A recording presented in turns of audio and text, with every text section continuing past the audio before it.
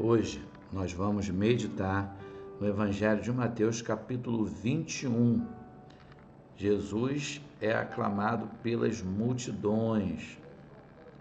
E quando se aproximaram de Jerusalém, eles chegaram a Betfagé, ao Monte das Oliveiras, enviou então Jesus 2 dos discípulos, dizendo-lhes: Ide à aldeia que está defronte de vós, e logo encontrareis uma jumenta presa e um jumentinho com ela. Desprendei-a e trazei-mos. E se alguém vos disser alguma coisa, direis que o Senhor os há de mister. Direis que o Senhor os há de mister, e logo os enviará. Ora, tudo isto aconteceu para que se cumprisse o que foi dito pelo profeta, que diz: Dizei à filha de Sião: Eis que o teu rei aí te vem, manso e assentado sobre uma jumenta, e sobre um jumentinho, filho de animal de carga. E indo os discípulos e fazendo como Jesus lhe ordenara, trouxeram a jumenta e o jumentinho, e sobre eles puseram as suas vestes, e fizeram-no assentar em cima. E muitíssima gente estendia as suas vestes pelo caminho, e outros cortavam ramos de árvores e os espalhavam pelo caminho. E a multidão que ia adiante e a que seguia clamava, dizendo: Hosana ao filho de Davi, bendito que vem em nome do Senhor, Hosana nas alturas. E entrando ele em Jerusalém, toda a cidade se alvoroçou, dizendo: Quem é este? E a multidão dizia: Este é Jesus, o profeta de Nazaré da Galileia. Acabamos de ler aqui o primeiro trecho, que Jesus é aclamado, recebido aí pelas multidões. Engraçado que lá na frente, essa mesma multidão que estava adorando, glorificando, aplaudindo Jesus, lá na frente vai estar junto, gritando: crucifica-o. Vamos para o versículo 12. O templo é a casa de oração. E entrou Jesus no templo de Deus e expulsou todos os que vendiam e compravam no templo. E derrubou as mesas dos cambistas e as cadeiras dos que vendiam pombas. E disse-lhes: Está escrito: A minha casa será chamada casa de oração, mas vós a tendes convertido em covil de ladrões. E foram ter com ele no templo cegos e coxos, e curou-os. Vendo então os principais dos sacerdotes e os escribas as maravilhas que fazia, os meninos clamando no templo: Hosana ao filho de Davi, indignaram-se. E disseram-lhe: Ouves o que estes dizem? E Jesus lhes disse: Sim, nunca lestes pela boca dos meninos e das criancinhas de peito, tiraste o perfeito louvor? E deixando-os, saiu da cidade para Betânia, e ali passou a noite.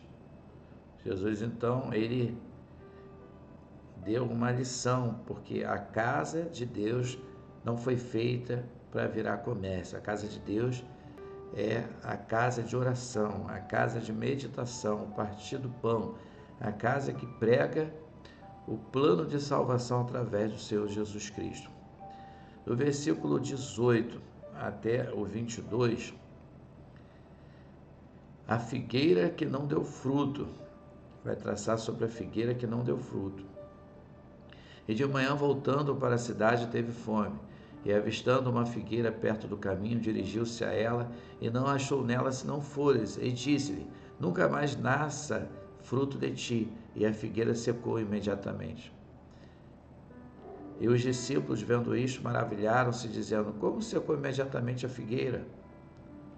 Jesus, porém, respondendo, disse-lhes: Em verdade vos digo que se tiverdes fé e não duvidardes, não só fareis o que foi feito à figueira, mas até se a este monte disserdes: ergue-te e precipita-te no mar, assim será feito.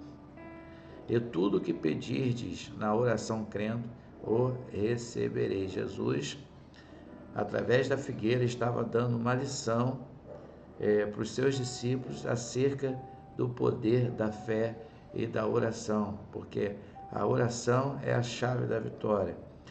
Se a oração estiver realmente linkada com Deus, vai tocar o coração de Deus e Deus vai providenciar o milagre. Do versículo 23 até o 27, líderes religiosos duvidam de Jesus. E chegando ao templo, acercaram-se dele, estando já ensinando os príncipes dos sacerdotes, os anciões do povo, dizendo: com que autoridade fazem isto? E quem te deu tal autoridade? E Jesus respondendo disse-lhes: eu também vos perguntarei a uma coisa. Se má disserdes, também eu vos direi com que autoridade faço isto. O batismo de João de onde era? Do céu ou dos homens? E pensavam entre si, dizendo: se dissermos do céu, ele nos dirá: então por que não o crestes? E se dissermos dos homens, tememos o povo, porque todos consideram João como profeta. E respondendo a Jesus, disseram: não sabemos. Ele disse-lhes. E respondendo a Jesus, disseram: não sabemos.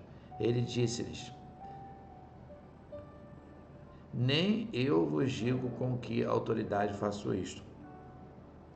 Jesus sempre teve o cuidado e a sabedoria de lidar com os religiosos, com os principais dos sacerdotes, que tinham inveja, que estavam preocupados com o governo de Jesus, estavam preocupados de Jesus tomar ali conta da multidão. Isso já estava acontecendo, isso era uma guerra política, mas não sabiam eles que já era plano de Jesus ir para o Calvário.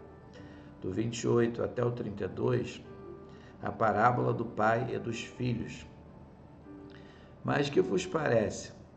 Um homem tinha 2 filhos, e dirigindo-se ao primeiro disse: filho, vai trabalhar hoje na minha vinha. Ele, porém, respondendo, disse: não quero. Mas depois, arrependendo-se, foi.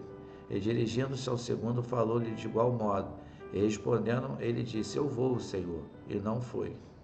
Qual dos 2 fez a vontade do Pai? Disseram-lhe eles: o primeiro. Disse-lhes Jesus: em verdade vos digo que o primeiro, disse-lhe Jesus: em verdade vos digo que os publicanos e as meretrizes entram adiante de vós no reino de Deus. Porque João veio a vós no caminho da justiça e não o crestes, mas os publicanos e as meretrizes o creram. Vós, porém, vendo isto, nem depois vos arrependestes para o crer. Jesus é um detalhe.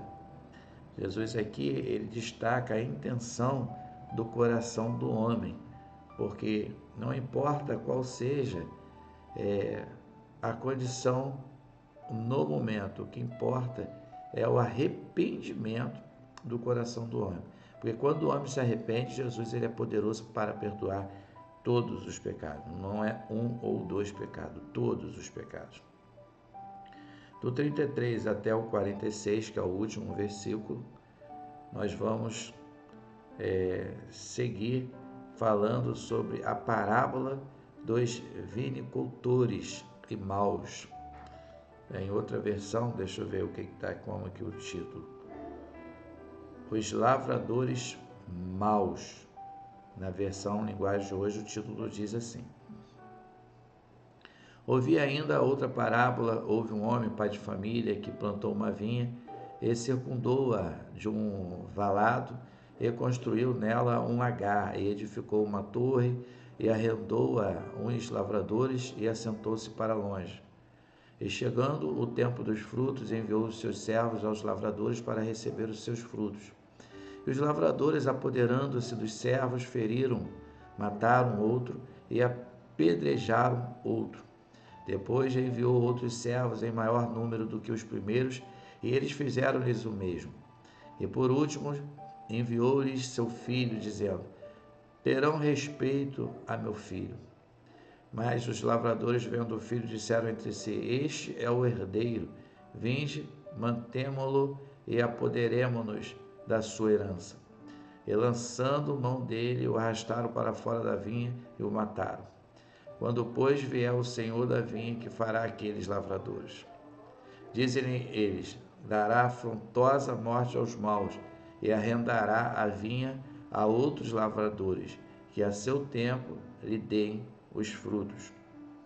Diz-lhes Jesus: nunca lestes nas Escrituras a pedra que os edificadores rejeitaram? Essa foi posta por cabeça do ângulo. Pelo Senhor foi feito isto, e é maravilhoso aos nossos olhos. Portanto, eu vos digo que o reino de Deus vos será tirado e será dado a uma nação que dê os seus frutos. E quem cair sobre esta pedra, despedaçar-se-á, e aquele sobre quem ela cair ficará reduzido a pó. E os príncipes dos sacerdotes e os fariseus, ouvindo estas palavras, entenderam que falava deles. E pretendendo prendê-lo, recearam o povo, porquanto o tinham por profeta. Jesus Cristo, ele foi o maior profeta que existiu e nunca existirá um profeta igual a Jesus. João Batista foi o precursor, o primeiro profeta após 400 anos de silêncio, depois do período interbíblico, a profetizar a respeito do Cordeiro de Deus que tira o pecado do mundo. Maior que João Batista foi Jesus de Nazaré. Esse foi o nosso momento com a palavra. Que Deus te abençoe rica e abundantemente.